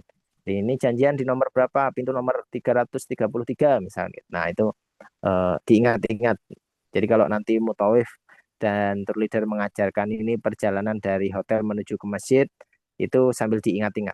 Jangan cuma ngikuti arus, nanti lupa, jadi gampang lupa gitu ya, diingat-ingat. Ya, kemudian setiap keluar dari hotel diupayakan dalam kondisi sudah berwudu. Jadi karena kita nggak bisa mengandalkan tempat wudhu di masjid, jadi mendingan wudhu sudah dari penginapan. Itu memang sunnah Nabi. Nabi menyunahkan yang namanya wudhu itu ya di tempat masing-masing. Walaupun boleh wudhu di masjid. Dan hindari banyak minum ini lebih kepada sisi karena kadang kalau terlalu banyak minum jadi lebih mudah ke kamar mandi walaupun juga harus diukur jangan sampai dehidrasi gitu ya. Kemudian kalau mau membawa refill zam-zam dari penginapan itu jadi dari Masjidil Haram misalkan ngambil bawa ke penginapan silakan. Itu ada ya. Kemudian membawa kantong sendal sendiri. Jadi sendal nanti pas mau masuk ke masjid dilepas bawa dengan kantong itu ya. Bisa pakai tas kecil, bisa pakai tas kresek silakan. Kemudian gunakan kaos kaki yang nyaman ya buat para akhwat, para perempuan. Sekarang tuh ada kaos kaki yang bawahnya ada kayak karet-karet kecil gitu. Itu yang supaya tidak licin gitu ya. Kemudian kalau mau sholat di masjid ya upayakan datang lebih awal sebelum azan. Kalau mau iktikaf bawa bekal, bisa bawa buah atau bawa roti secukupnya agar tidak bolak-balik ke penginapan. Kemudian bawa uang secukupnya dan kalau Bapak Ibu adalah suami istri, mohon jangan dititipkan pada pasangan. Masing-masing bawa sendiri, gitu ya. Jangan nanti tempat sholatnya pun berbeda, pasti terpisah kalau suami istri. Kemudian apabila ya ini sesuatu yang mungkin kita ada hal yang kita nggak suka gitu, apalah berdesak-desakan mungkin kesenggol mungkin apa, mulailah dengan beristighfar terlebih dahulu. Kadang kita di jalan nih kalau di Indonesia ini ada kesenggol motor udah langsung marah-marah umpamanya. Mulai sekarang dilatih berbanyak istighfar. Banyak istighfar. Ya Allah ampuni, bisa jadi ini ada kesalahan yang saya perbuat sehingga ada ketidaknyamanan. Umpamanya eh, balik dari penginapan, maaf, balik dari masjid mau ke penginapan. Waktu ini jadwalnya makan umpamanya. Ternyata nyampe sana sudah ditentukan jamnya, kemudian kita melebihi jam itu, maka restonya tutup umpamanya. Nah, ini nggak menyenangkan, maka istighfar lebih dahulu. Karena ini bukan untuk menakut-nakuti orang umroh ya. Bahwa sebenarnya semua orang itu diuji oleh Allah, nggak cuma lagi umroh. Cuma kadang kita lupa istighfar. Membuat kita tuh kadang merasa kondisi ini saya yang benar gitu. Itu yang membuat jadi makin berat perjalanan ibadah umroh. Kemudian husnudzonlah kepada Allah agar kemudian sabar ini lebih mudah didapatkan. Karena mudahnya sabar itu kalau kita mau berpikir positif kepada Allah. Tapi sulit menjadi sabar karena kadang kita merasa menurut saya bagusnya begini, padahal menurut Allah tidak begitu. Berikutnya dahulukan yang wajib, baru yang sunnah muakkad, berikutnya adalah sunnah ghairu muakkad. Maksudnya apa? Maksudnya gini, jangan sampai kita ini misal mau iktikaf di masjid, oke silakan monggo nggak masalah. Tapi kemudian dengan iktikaf itu akhirnya kita mengabaikan kondisi kesehatan kita. Padahal menjaga kesehatan dia hukumnya wajib. Sehingga monggo diatur. Ketika memang kondisinya membuat kita jadi menjalankan satu ibadah ini bisa membuat kesehatan kita jadi menurun, maka dikurangi. Misal gini, maksud saya gini, Bapak Ibu umpamanya setelah sholat subuh, Bapak Ibu pulang dulu ke penginapan, umpamanya nunggu syuruk sudah, sekarang pulang ke hotel untuk sarapan, umpamanya. Maka kemudian Bapak Ibu bisa berangkat lagi ke Masjidil Haram atau ke Masjid Nabawi di menjelang zuhur, umpamanya jam 11 gitu. Maka berangkat. Berangkat. Kalau mau bablas sampai asar, sama mau dilanjutkan sampai asar, ya siapkan bekal. Siapkan bekal agar kemudian bisa sampai asar. Nanti pada asar pulang, istirahat di penginapan, nanti menjelang maghrib berangkat lagi. Sampai isya, nanti pada isya pulang. Saya sarankan pada isya pulang, istirahat, istirahat. Nanti kalau mau tahajud di Masjidil Haram, ya setelah istirahat di penginapan. Mungkin bisa berangkat jam 3, jam 4, atau setengah 4 umpamanya. Maka kemudian Bapak Ibu bisa tahajud di waktu itu. Gitu ya. Jangan memaksakan diri pada kondisi-kondisi tertentu. Ya, tips nyaman jangan salah prioritas tadi yang kami maksud dan sholat-sholat pelajari tentang sholat-sholat sunnah dan sholat jenazah karena nanti setiap habis sholat fardu biasanya ada sholat jenazah. Kemudian kembali lagi pelajari tentang tata cara wudhu, tayamum dan ini untuk tips saja memori HP dikosongkan lebih ke kalau Bapak Ibu ada kesempatan mengambil gambar, belajar tentang sejarah di sana dan seterusnya. Itu ya. Terima kasih jazakumullah khair barakallahu fikum. Saya kembalikan ke Mbak Febi untuk kita melanjutkan tentang sesi tanya jawab. Wallahu a'lam bishawab. Baik. Terima kasih Ustadz Ali ya atas penjelasan yang sangat jelas dan bermanfaat insya Allah untuk Bapak Ibu sekalian. Selanjutnya kita masuk ke sesi tanya jawab bagi Bapak Ibu yang ingin mengajukan pertanyaan. Silahkan bisa menuliskan di kolom chat. Ini alhamdulillah sudah banyak juga pertanyaan yang masuk ke kolom chat ya Ustadz ya. Siap, siap. Ya, Nah, kita akan jawab satu persatu. Ya, kita mulai saja Ustadz ya. siap, siap. Oke, yang pertama dari Bu Wiji Astuti ya. Assalamualaikum warahmatullahi wabarakatuh. Tips mengatur waktu saat umroh supaya kita bisa melaksanakan ibadah dengan khusyuk. Ya, satu poin yang biasa saya lakukan, tentu beda orang bisa beda ya. Yang penting ada ilmunya. Kalau saya Ibu, saya biasanya tadi ya setelah misal subuh gitu, saya nunggu syuruk. Setelah syuruk, saya tidak berlama-lama di masjid. Saya akan balik lagi ke penginapan untuk kemudian saya sarapan. Setelah sarapan saya memilih istirahat. Walaupun nanti tergantung jadwal ya, karena nanti ada jadwal city tour dan seterusnya. Dan saya beristirahat di menjelang zuhur, saya berangkat. Dan biasanya saya memilih untuk menjamak ke asar. Saya menjamak ke asar. Apalagi kalau kondisinya kemarin habis umroh tuh. Kemarin habis umroh setelah capek seharian saya memilih menjamak sholat asar ke sholat duhur. Jadi setelah sholat duhur salam saya berdiri lagi untuk sholat asar. Boleh dikosor menjadi 2 rakaat, mau menjamak dengan 4 rakaat silahkan. Nah setelah sholat asar dijamak maka saya akan kembali ke hotel untuk istirahat. Nanti saya akan ke masjid lagi di menjelang maghrib. Jadi akhirnya jam istirahat saya ketika asar itu saya nggak ke masjid lagi. Karena di antara yang pernah Nabi contohkan adalah Nabi pernah menjamak tanpa alasan. Jadi nggak ada Nabi lagi safar atau lagi apa terus Nabi tahu-tahu jamak aja. Nah, ini banyak yang belum tahu tapi kami juga lebih sisi yang ya ini yang kami pahami. Adapun mungkin ada teman-teman yang masih merasa belum yakin dengan itu ya silahkan. Tapi ininya saya punya teknis strategi agar kemudian sholat di Masjidil Haram saya dapetin, Masjid Nabawi saya dapetin, tapi saya perlu istirahat karena mungkin bisa jadi kemarin itu habis melaksanakan umroh itu lumayan tuh capeknya lumayan. Biasanya saya begitu Bu. Nah nanti yang penting jangan memaksakan diri untuk ibadah ngejar ibadah tapi kesehatan nggak diukur. Ya diukur masing-masing. Ya itu yang bisa kami. Gitu Mbak Febi, silakan Ya, lanjut berikutnya. kita ini ya, apa namanya, mengetahui kondisi masing-masing ya, Ustadz ya. Ya betul betul karena setiap fisik orang kan bisa beda-beda. Gitu. Baik, terima kasih Ustadz. Selanjutnya, jika ingin naik kereta cepat itu apa ada grupnya agar bisa mikot bareng? Ini izin saya jawab, Ustadz. Monggo monggo monggo Mbak Febi silakan. Untuk naik kereta cepat, ini untuk keberangkatan grup tanggal berapa ya Pak ya? Nanti mungkin bisa ditanyakan langsung di grup saja. Untuk saat ini kita bahas mengenai manasik dulu ya Pak ya. Terima kasih.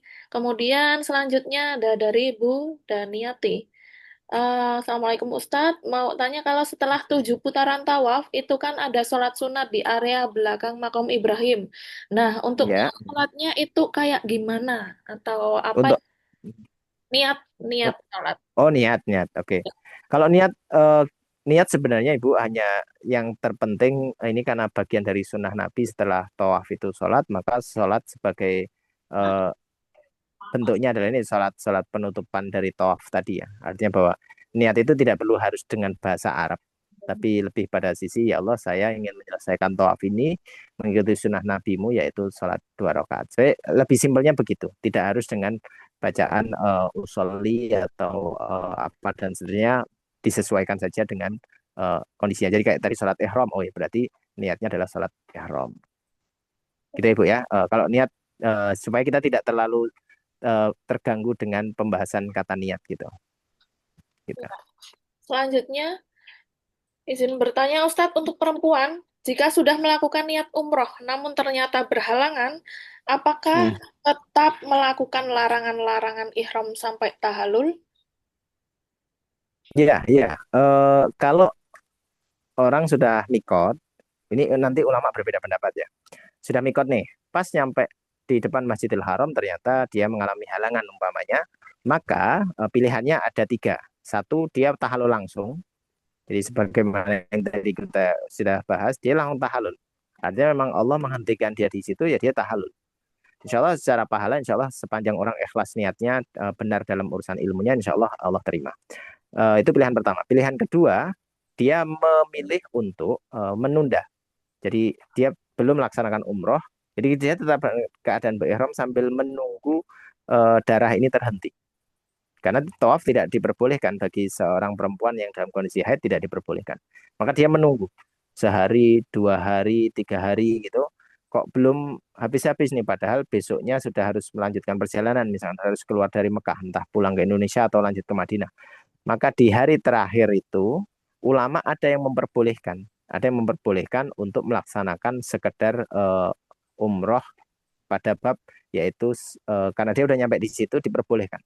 Tapi ini hanya untuk case tertentu, yaitu di antaranya tadi perempuan yang sudah menunggu hari-hari tertentu sampai di hari terakhirnya kok nggak bisa umroh, maka ya dia mau nggak mau memang harus umroh dalam kondisi haid. Walaupun sekali lagi ini ada ulama yang memperbolehkan, walaupun tidak mayoritas ulama memperbolehkan.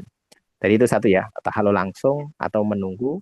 Yang ketiga adalah dia umroh, tapi dia menjalankan, oh maaf, dia dia tidak tawaf, bahkan langsung tahallul kalau nggak saya, Afan. Saya malah lupa yang ketiga. Pokoknya yang pertama itu tahallul langsung, selesai berarti umroh dia.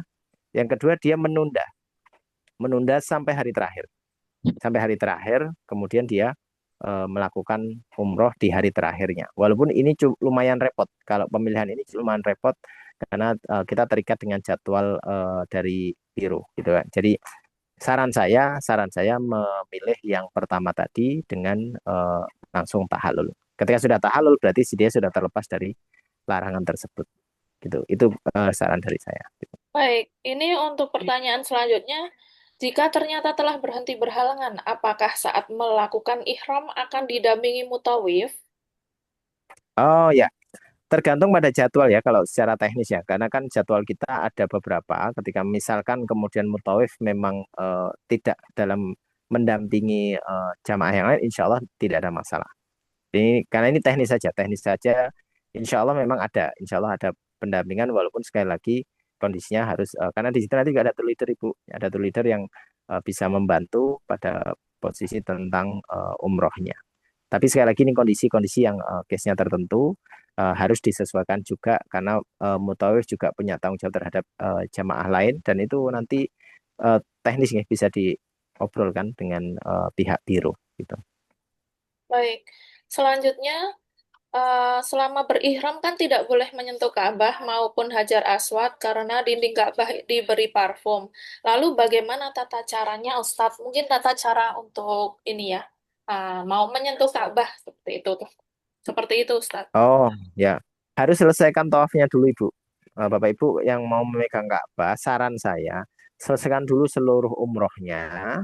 Nanti ketika umrah sudah selesai, tahallul, Bapak Ibu punya kesempatan lagi ke Masjidil Haram, mau megang Ka'bah silahkan.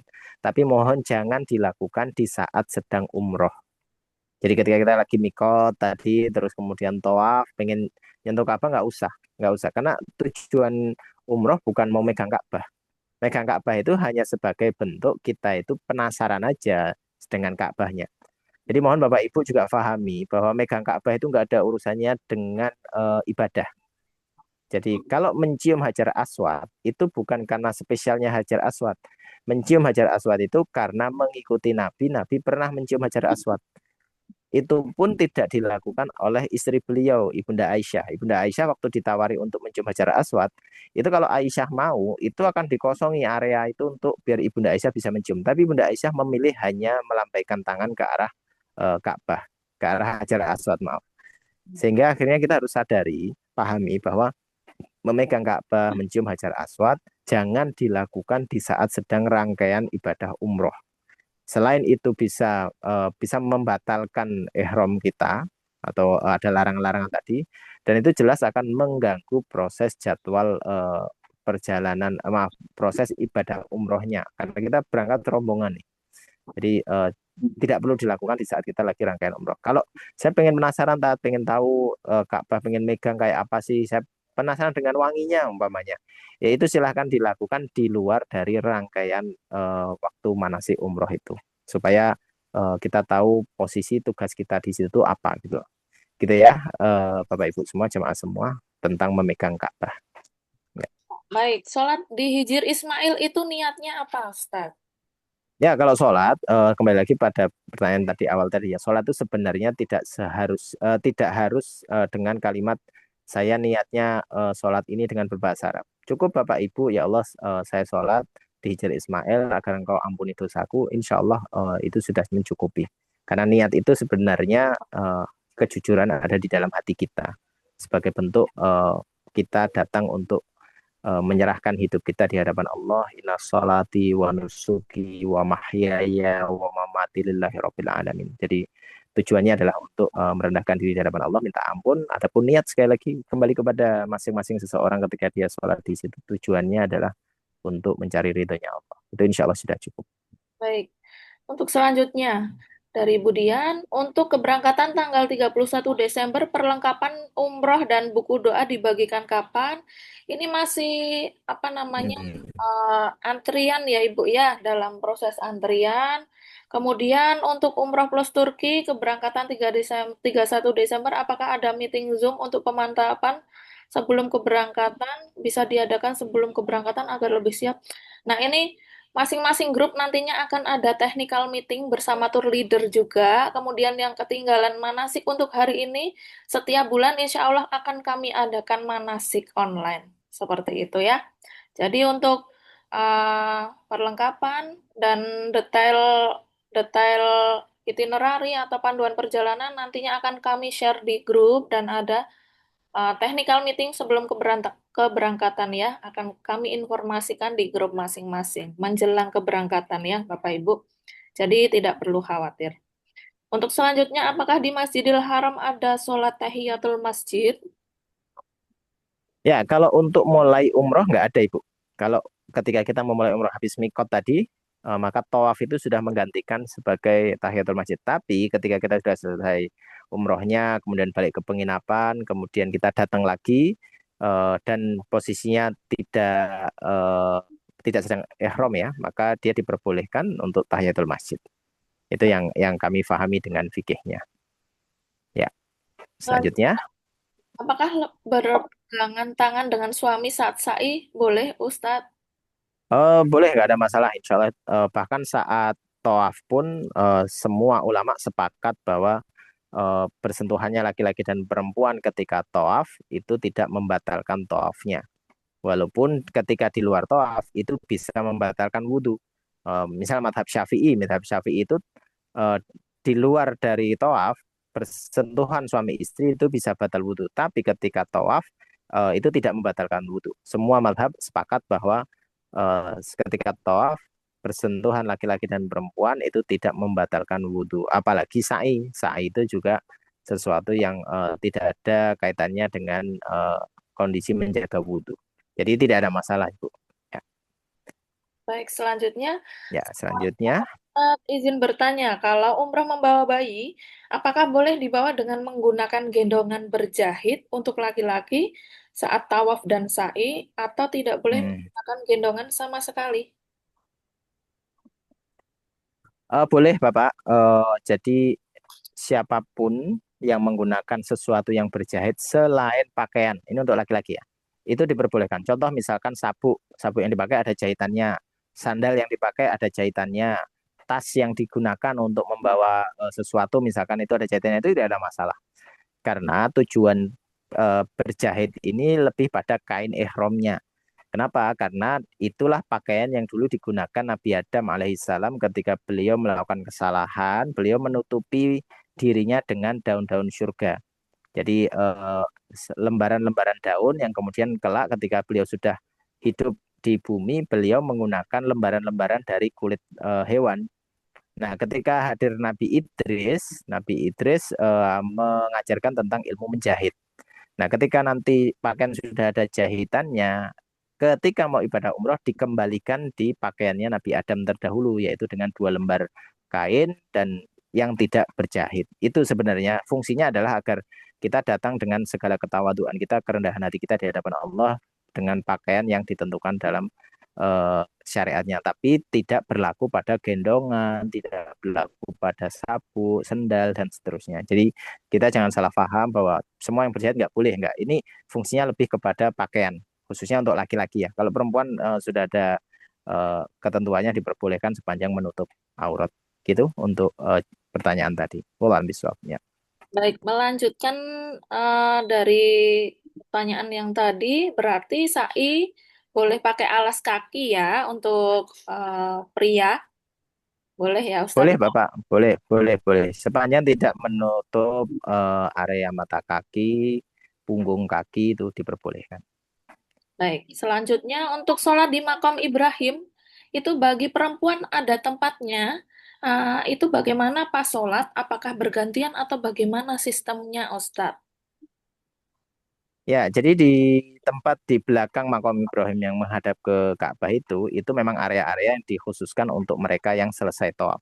Dan biasanya selalu ada ruang, jadi ada kayak batas yang memang disediakan untuk mereka yang sholat. Dan nanti laki-laki di sisi sebagian depan, adapun perempuan di sisi belakangnya dari saf laki-laki. Insya Allah ada tempat itu memang dikhususkan untuk mereka yang selesai melaksanakan tawaf, sehingga memang tim malah justru tidak se-crowded ketika toaf gitu. Biasanya sholat tersebut malah justru banyak banyak tempatnya. Longgar kok, insya Allah longgar gitu. Ya. Selanjutnya, kalau kain ihram sebelum dipakai dicuci terlebih dahulu dengan menggunakan deterjen dan pewangi, apakah diperbolehkan untuk dipakai tawaf, Ustadz? Sepanjang diberikannya sebelum niat ihram maka diperbolehkan. Tidak ada masalah. Jadi kain ini tentu ulama berbeda pendapat tentang Bapak Ibu nanti mau mengikuti pendapat yang mana silahkan. Adapun kami mengikuti pendapat yang tidak masalah sepanjang sebelum menggunakan atau digunakan sebagai ihram. Jadi ketika kita cuci terus ada bau wanginya nggak ada masalah. Tapi ketika sudah membaca niat, sudah berihram, maka tidak diperbolehkan menambahkan wewangian pada diri kita ataupun pada pakaian ihram tersebut. Ya, Baik, Allah alam bisa ya. Lanjut. ya. Mohon izin Ustadz, apa Kayaknya bu bisa apa kita apa gitu. Pokoknya diajarkan cara ke ya jadi Raudhah dengan kerjaan meja duduk? konek orang akeh aja. Hmm, Itu ngatus Ya, paling ya.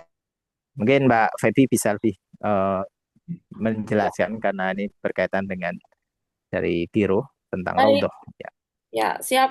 Ya, Bapak Ibu untuk masuk Raudhah menggunakan nusuk, nantinya akan kami informasikan di grup masing-masing ya. Seperti itu.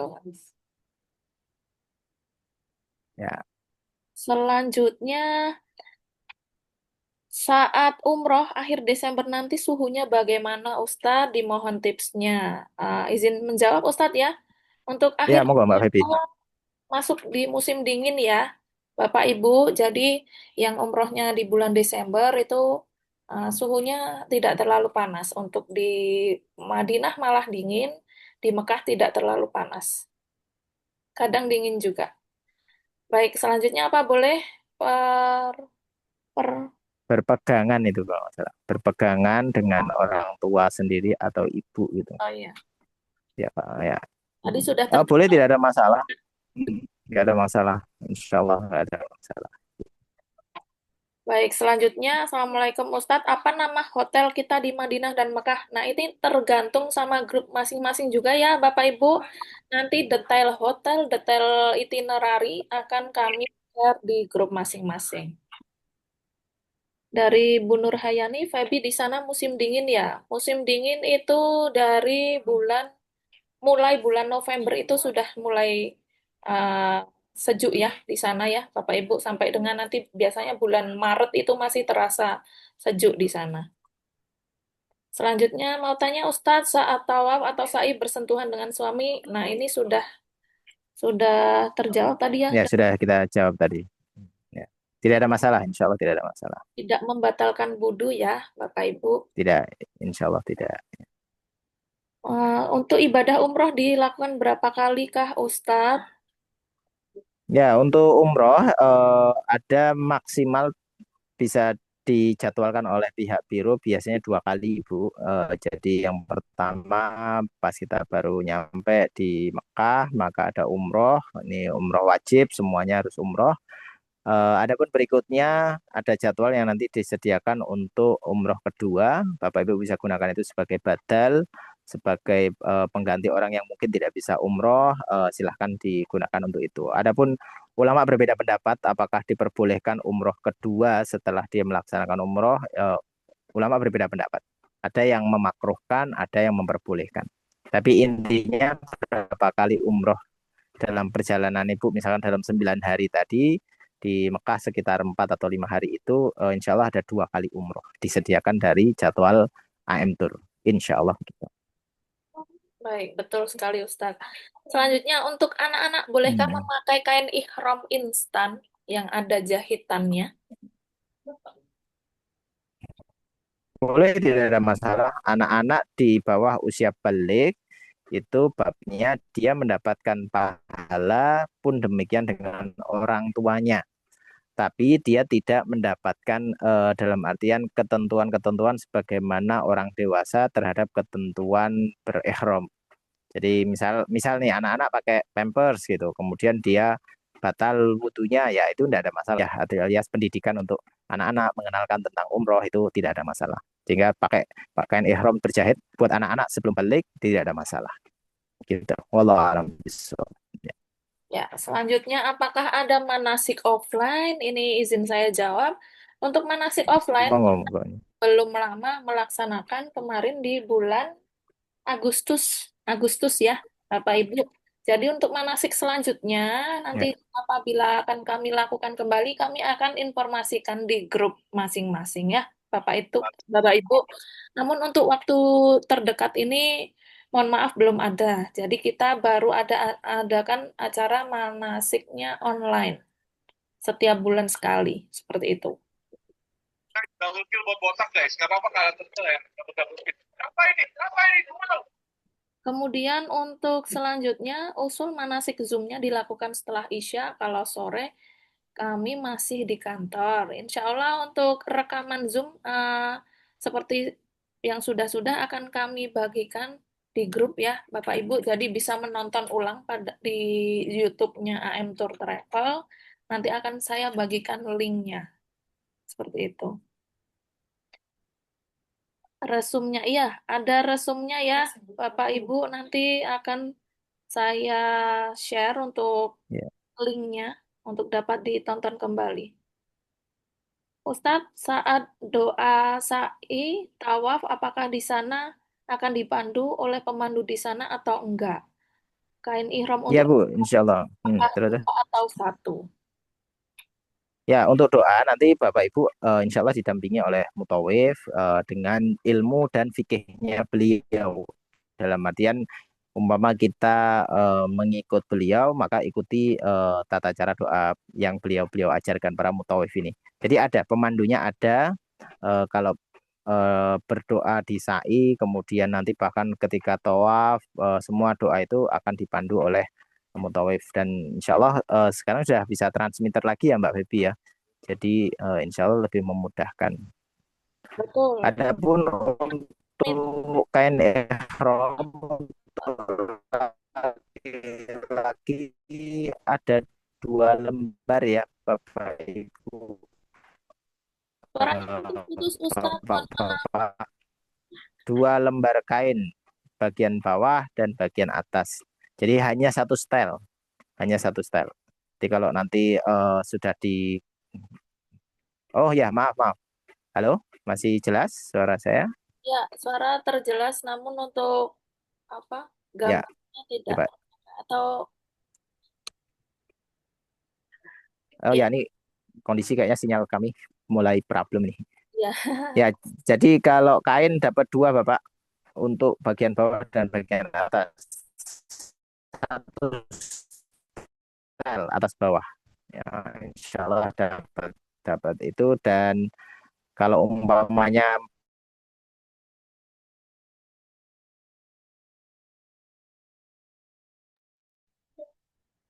Halo, Ustadz Ali.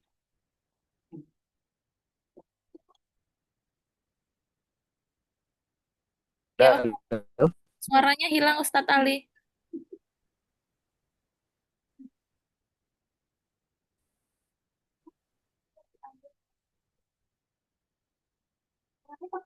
Ustadz Ali.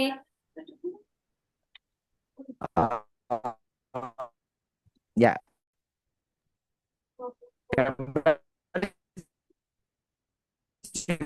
Suara putus, Ustadz. halo Ya, ya, Ustadz. Masih putus-putus halo suaranya. halo. Eh, di tempat saya masih lancar banget. Atau mungkin, oh,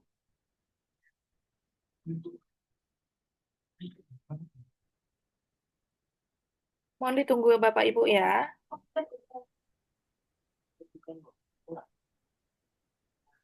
Ini sambil saya lanjutkan untuk pertanyaannya, kira-kira suhu berapa saat di Januari awal? Nah, untuk perkiraan suhu nantinya juga akan kami informasikan ya, Bapak Ibu. Nantinya akan kami share di helper atau panduan perjalanan. Itu nanti lengkap ada mengenai eh, jam penerbangan, kemudian ada eh, apa saja yang mesti dibawa, kemudian suhu, mata uang, kemudian mengenai ATM, mengenai uh, paket data yang dipakai, roaming, seperti itu, adaptor, dan lain-lain sebagainya. Akan kami informasikan di grup masing-masing keberangkatan. Oke. Halo Mbak Febi, suara saya masuk? Ya, masuk Ustadz. Oh ya, Afan di sini eh, ada mendung yang cukup pekat kayak kami nggak tahu apakah ada operator eh, di sini yang bermasalah. Afan. Baik-baik. Ya, ya. Selanjutnya, bolehkah ketika tawaf atau sa'i membawa tas ransel? Boleh nggak ada masalah, tidak ada masalah laki-laki bawa tas ransel bahkan nanti untuk memasukkan sendal ke tas dibawa nggak masalah gitu, Ya. nggak ada masalah ya. Untuk perempuan boleh pakai sepatu khusus umroh ya Ustadz ya? Boleh perempuan kaki tertutup tidak ada masalah karena memang sebagian mazhab menyebut kaki adalah bagian dari aurat maka harus ditutup walaupun ada di mazhab Maliki yang menyebutkan di antaranya adalah kaki perempuan bukan aurat. Jadi boleh untuk perempuan pakai sepatu khusus umroh. Baik. Untuk selanjutnya, mau tanya Ustadz, sunah umroh dilakukan sendiri atau ada pendampingan juga? Sunnah umroh ini maksudnya umroh kedua ya. Kalau umroh kedua ada pendampingannya ada. Bahkan nanti tawaf wada, tawaf perpisahan itu juga didampingi oleh mutawif kita, insya Allah. Ya, baik. Untuk, oh ya, ini materi-materi nantinya akan kami bagikan di grup masing-masing dan untuk rekaman Zoom-nya juga akan kami berikan linknya untuk dapat bisa ditonton ulang ya, Bapak Ibu. Jadi tidak perlu khawatir. Nah, kemudian pertanyaan yang di kolom chat sudah habis. Bapak Ibu yang hendak bertanya langsung boleh silakan buka mic-nya ya. Silakan Bapak Ibu.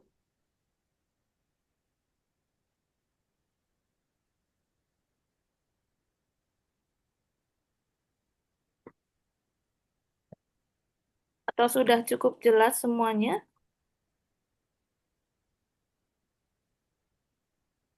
Ya, kalau misal Bapak Ibu tidak ada yang ditanyakan, saran dari saya, umpama nanti pas lagi persiapan, lagi packing, lagi apa, memikirkan, terus baru muncul pertanyaan, bisa ditanyakan di grup yang insya Allah bisa dibantu dengan teman-teman dari AM Tour dan Mutawis dari sana yang sudah masuk grup gitu ya.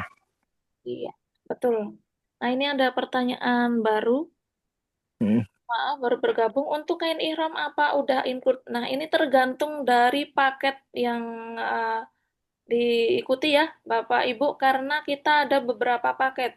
Paket umroh plus Turki, paket pahe atau paket hemat, kemudian paket suhe, super hemat, paket all in. Paket all in ini biasanya ada include perlengkapan, tapi perlengkapan hemat belum termasuk ihram. Nah, itu nanti disesuaikan Bapak Ibu ikut paket yang mana, seperti itu ya. Kak, baju untuk ihramnya itu dibawa bawa berapa? Nah, ini nanti juga termasuk dalam referensi perlengkapan yang akan kita share di grup masing-masing ya, Bapak Ibu. Nah, kalau untuk plus Turki yang paket A itu perlengkapannya yang perlengkapan full ya, 850 itu sudah termasuk kain ihram. Kalau yang paket paket B juga sudah, cuma bedanya koper sama sarung koper saja. Yang keberangkatan 9 Oktober ada rapat teknis enggak? Karena tinggal beberapa hari lagi. Ada Ibu, Ibu atau Bapak ini? Mohon maaf. Nanti yang grup Mas Andri sudah di-share belum, Kak? Jadwalnya. Oh ya, baik. Segera mungkin akan kami share untuk jadwal technical meeting untuk keberangkatan tanggal 9 Oktober ya. Insya Allah kalau tidak di hari Rabu, hari Kamis sore. Seperti itu.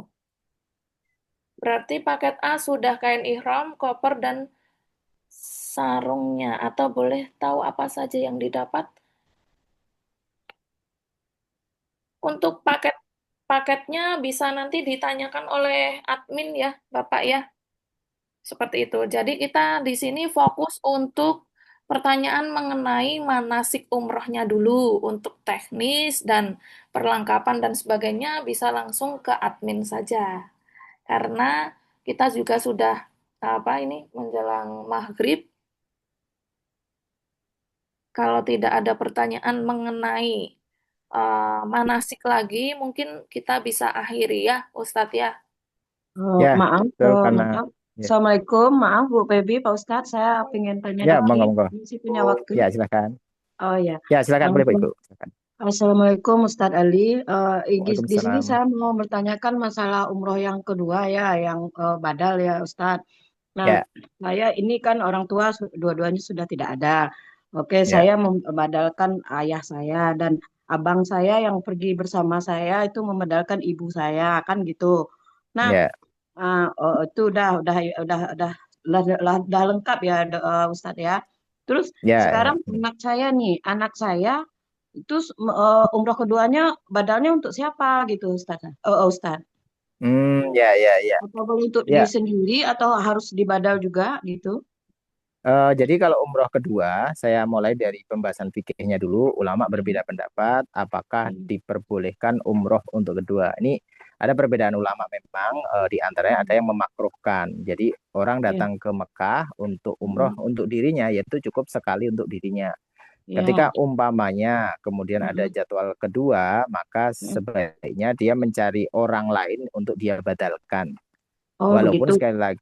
Walaupun sekali lagi, kalaupun dia umroh untuk dirinya sendiri, itu juga tidak menyalahi aturan karena Oh, ini tidak tentang aturan. khilafiyah di antara para ulama. Jadi, Oh kalaupun iya. umpamanya Ibu nggak ada orang yang bisa saya batalkan, ya sudah nggak apa-apa, umroh untuk dirinya sendiri pun tidak ada masalah. Karena memang Hmm, kondisinya kita ini umrohnya dalam kondisi mengikuti jadwal dari pihak travel gitu. oh iya. Maka mentaati peraturan dari travel bagian dari adab di dalam safar umroh gitu. Itu juga sesuatu yang ya sudah kalau nggak ada yang saya batalin ya udah saya ngikut jadwalnya, saya tetap umroh lagi dan seterusnya. Insya Allah itu tidak ada masalah.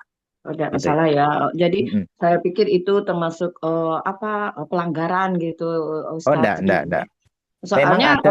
Mm. kalau anak saya membadalkan untuk orang tuanya, sementara saya kan ikut gitu kan. Mm-mm. Ya, Jadi ya, jadi itu siapa yang mau tidak ada masalah, Bu. dibadalkan? Ya gitu kan. Ya baik. Ya, Cukup Ustadz. Terima kasih. ya. Assalamualaikum warahmatullahi wabarakatuh. Waalaikumsalam warahmatullahi Assalamualaikum wabarakatuh. warahmatullahi wabarakatuh. Nah, ini Ustadz ada yang menanyakan jika perjalanannya nanti ke Mekah dulu, kan langsung umrah. Nah, itu untuk Mm-mm. pengambilan mikotnya di mana, Ustadz? Ya, Bapak Ibu tergantung jadwal pesawat ya. Umpamanya nih, umpamanya Bapak Ibu langsung dari Mekah, maaf dari Jakarta langsung ke Jeddah misalkan.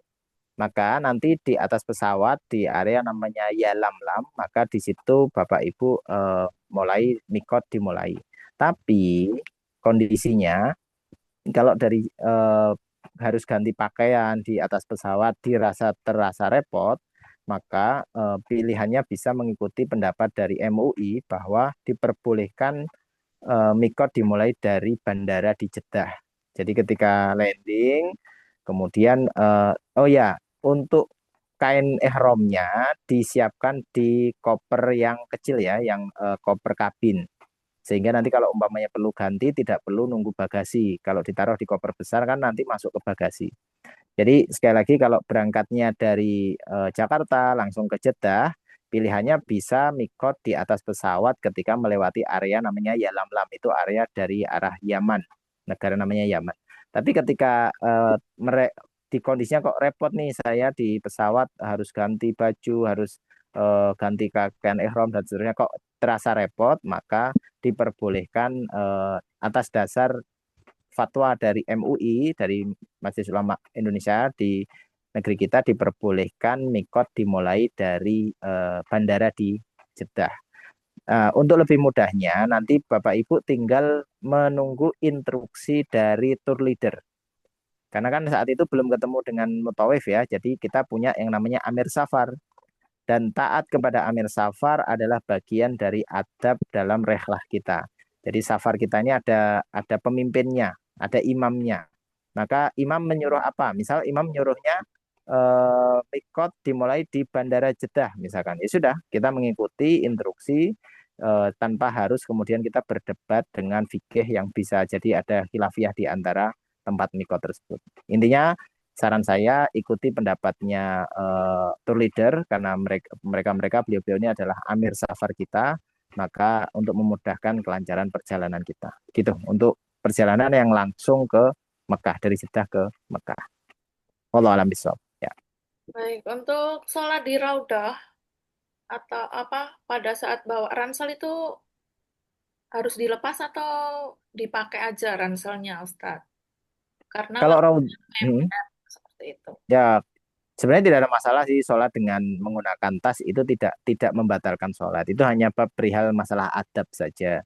Jadi menggunakan tas ketika sholat itu secara adab dianggap kurang sempurna, tapi tidak membatalkan sholat. Artinya itu situasi kondisional saja ketika ternyata naruh tas malah membuat makin lama ini dan seterusnya, dipakai aja tidak ada masalah gitu. Walaupun kalau saran saya umpamanya tasnya tas kecil tetap dipakai aja nggak apa-apa gitu. Tapi kalau kondisinya situasinya aman, bahkan tas bisa menjadi sutroh. Sutroh itu pembatas ketika kita bersujud, itu ada sebaiknya ada sesuatu yang kita taruh di depan kita agar orang melewati depan kita itu dia melewati di batas setelah tas. Jadi tidak tidak ketika seorang sholat tidak ada sutrohnya tuh, jadi sepanjang dia sholat di situlah orang tidak boleh lewat di depan dia. Dengan adanya tas itu fungsinya sebagai sutro. Walaupun ini kondisional ya, karena raudhah juga kita tahu tidak bisa berlama-lama, jadi disesuaikan saja gitu. Jadi tidak ada masalah insya Allah sholat dengan menggunakan tas. Baik, ini ada pertanyaan yang dari tadi belum ditanyakan, Ustadz ya. Oke, Untuk ya. tawaf sunnah atau wada, apakah harus pakai ihram untuk laki-laki? Nah, ini tadi belum ada yang tanya ya. Ya, sebaiknya tetap iya Bapak, karena memang peraturan dari Masjidil Haram untuk masuk ke area pelataran Ka'bah itu harus menggunakan pakaian ihram. Walaupun masalah fikihnya apakah boleh di dalamnya pakai kaos dan seterusnya itu, karena ini bukan bukan sedang ihram, hanya tawaf perpisahan sebagai bentuk ucapan selamat tinggal kepada Masjidil Haram, maka di dalamnya dengan kaos pun tidak ada masalah pada bab urusan fikih, yaitu tawaf wada. Tapi kalau tawaf sunnah tetap harus dengan aturan-aturan ihram karena kita memulai dari mikot. Jadi kalau tawaf sunnah atau tawaf kedua itu seperti tawaf pertama. Jadi ada aturan yang tadi sudah kita bahas tentang larangan-larangannya. Adapun ketika wada, kita perpisahan nih hari terakhir di Mekah, maka fungsinya adalah perpisahan dan itu tidak ada ketentuan mikot dan seterusnya. Jadi untuk pakaiannya tetap ihram karena itu ketentuan dari aturan di Masjidil Haram, setiap mau masuk ke area pelataran harus menggunakan pakaian ihram. Gitu, semoga menjawab. Wallahu a'lam bishawab. Baik, jadi perjalanan Jakarta Jeddah, bapak-bapak sudah pakai ihram dong ya.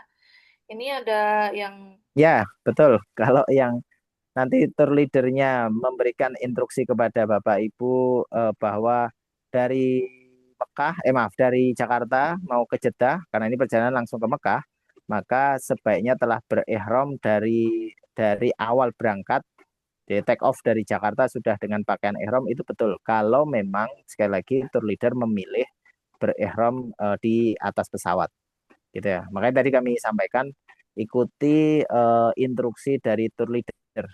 Kalau tour leader menyarankan untuk kita berpakaian ihram dari awal.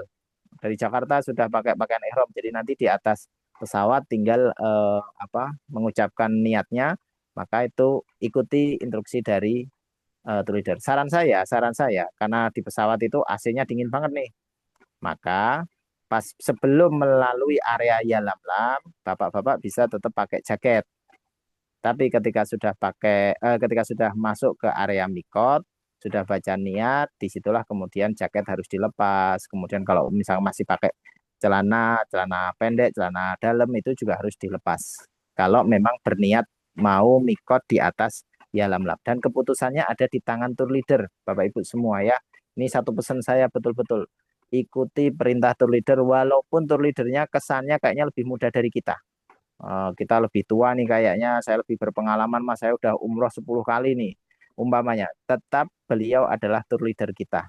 Kenapa? Karena itu dalam syariat menjadi sesuatu yang ditekankan. Rasul menyatakan atiullah wa atiur rasul, dan wa ulil amri. Ulil amri di situ diantaranya adalah bukan hanya masalah pemerintah sebuah negara, tapi sampai pada amir safar.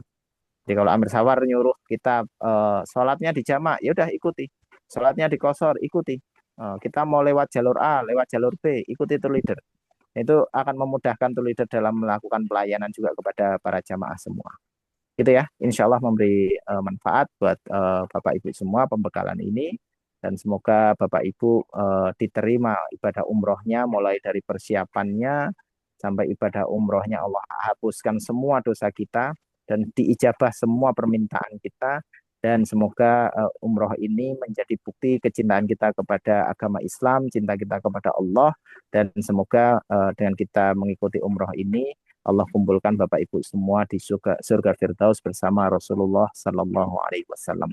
Kalau amin. bisa, jazakumullah khair, barakallahu fikum dari saya. Kalau ada benarnya itu semua dari Allah. Kalau ada salah dari saya mohon maaf, saya mohon ampun kepada Allah. Semoga Allah mengampuni diri saya dan dosa-dosa saya. Saya kembalikan kepada Mbak Febi, karena sudah maghrib di sini, kita kembalikan untuk ditutup. Baik. Syukran, jazakumullah khair. Assalamualaikum warahmatullahi wabarakatuh. Waalaikumsalam warahmatullahi wabarakatuh. Terima kasih Ustadz Ali sudah Ye, menjawab sama-sama. pertanyaan Bapak Ibu semuanya. Insya Allah sangat bermanfaat ya ilmu yang kita dapatkan sore hari ini. Terima kasih juga kepada Bapak Ibu calon jamaah umroh AM Baitullah. Terima kasih atas perhatian dan partisipasinya dalam mengikuti acara manasik offline pada hari ini ya. Semoga semua informasi yang disampaikan dapat membantu persiapan ibadah umroh Bapak Ibu semuanya. Kami berdoa semoga nantinya perjalanan Bapak Ibu diberikan kelancaran, kesehatan ya yang paling penting, serta menjadi ibadah umroh yang mabrur. Amin, amin ya. Amin ya Rabbal Alamin. Baik, dari saya selaku pembawa acara, mohon maaf apabila terdapat banyak kesalahan kata. Mari kita akhiri acara pada sore hari ini dengan membaca hamdalah bersama-sama. Alhamdulillah. Rabbil alamin. Terima kasih Mbak Febi, Terima kasih terima kasih Pak Bapak Ibu Ustaz. semuanya. Saya akhiri. Wabillahi taufik wal hidayah. Wassalamualaikum warahmatullahi wabarakatuh. Waalaikumsalam warahmatullahi wabarakatuh. Terima kasih Bapak Ibu. Sehat selalu. Izin saya akhiri. Terima kasih Ustadz.